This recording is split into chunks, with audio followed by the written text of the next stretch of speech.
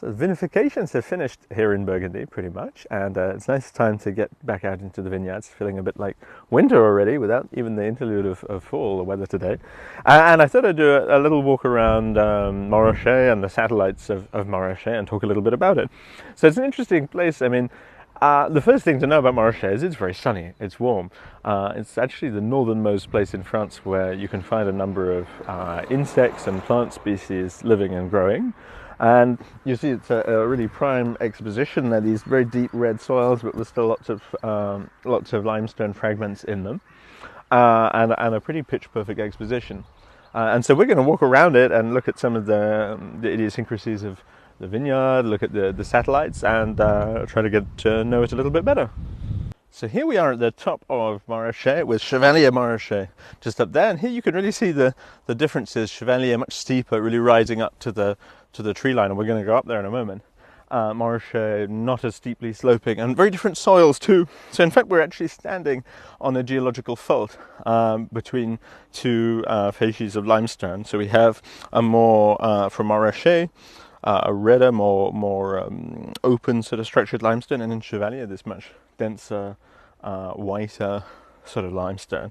So there's a geological difference. It's, as usual in Burgundy, a wall, a sort of wall of dry stones has been constructed on top of what's actually on the underlying geology, an actual fault in the limestone and a change of faces. So they're very different terroir, even though they touch. And now we're at the top of Domaine Le Fleuve's parcel of Chevalier-Montrachet. It's a great spot to see quite how up we are and quite how steep the vineyard is. It isn't really the sort of vineyard that gives me overwhelming desire to work and pick the grapes, given how steep it must be and how sunny it would be during the summer.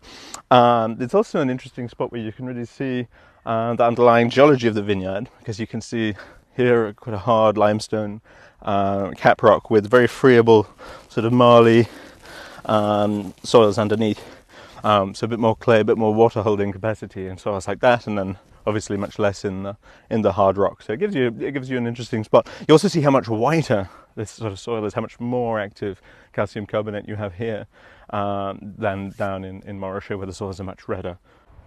So now we're in the third terrace, the uppermost terrace belonging to Bouchard of Chevalier, which is pretty much the highest point of Chevalier. And I think it's an interesting spot because you can see, again, quite how high up we are.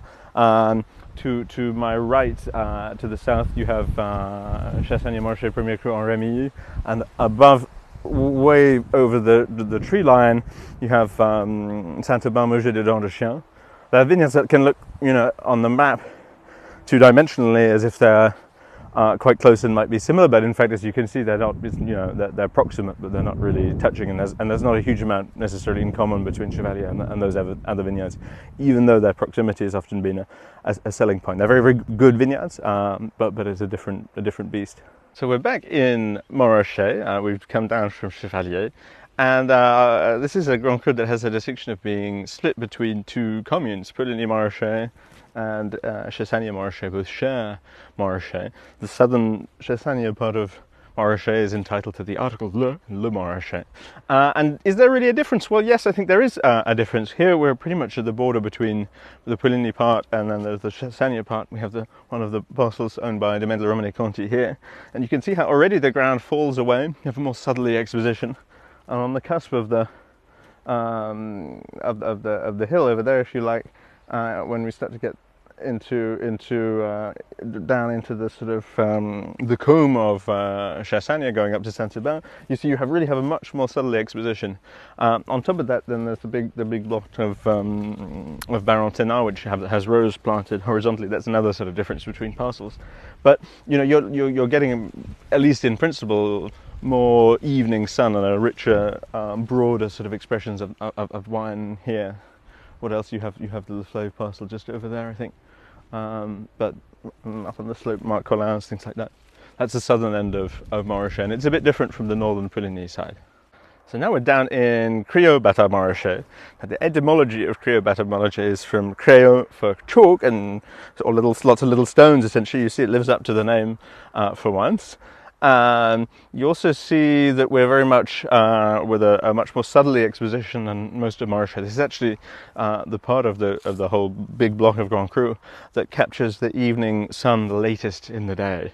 I think that's very important if you're trying to think about the differences between the different climas, is to think about Chevalier going into the shade first, then Le Montrachet, then Bâtard and Bienvenue, and then last of all Criots. So you have a sunnier exposition, a more exotic expression of fruit. You have more amplitude and flesh. It's the most exotic and demonstrative in principle of the Grand Cru. But of course, a lot of it depends on how you make it. And I haven't really been talking very much about farming and producers in this little clip, but it's interesting to see. This is Olivier Lamy's high density parcel, where he interplanted young vines between the existing old vines, initially as a way to improve the average genetic quality of the parcel, but it's also had very interesting concentrating effects. And here is La Loise parcel of Criots for Domaine d'Auvenay, which produces kind of at best 1 barrel and sometimes less of wine per year. Also very high trellising, and these parcels actually tend to make really rather structured, taut,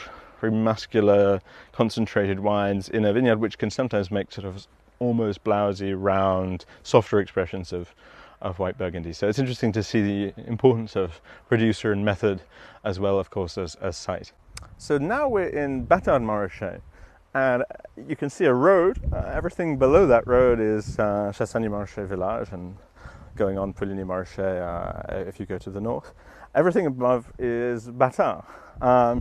And it's really interesting to think about where the actual distinction lies. The real geological fault between Bâtard and the village level side of things is actually more like here, about a third of the way or slightly less into Bâtard, maybe a quarter of the way depending on where you are. And you can see here the soil is less stony. As soon as you go on the other side, you get into much stonier ground. So everything to my right essentially got rather lucky, because you're looking at land values for the village stuff at about 2-3 million a hectare at the moment, and probably 10 times that for the Grand Cru. I think you can also see, while looking around, you see plenty of virus vines. These are vineyards that have been in continuous cultivation for a good 1,000 years, and one of the challenges of vineyards like that is how do you sort of get nematodes and things that are vectors for virus out of the soil? How do you clean things up? And as soon as you do it, of course, it comes back in from the neighbours' parcels. Anyway, this parcel has been restructured. Looks like some traces of cover crops and things, and also been freshly manured. So I think we're going to move on to another part of the Grand Cru now. So here we are now winding up the walk, and on the boundary between Bienvenue-Bâtard-Montrachet and Bâtard-Montrachet. I believe the parcel on that side is Ramenais-Bâtard, and that parcel of Ramenais-Bienvenue. I'm not certain about that.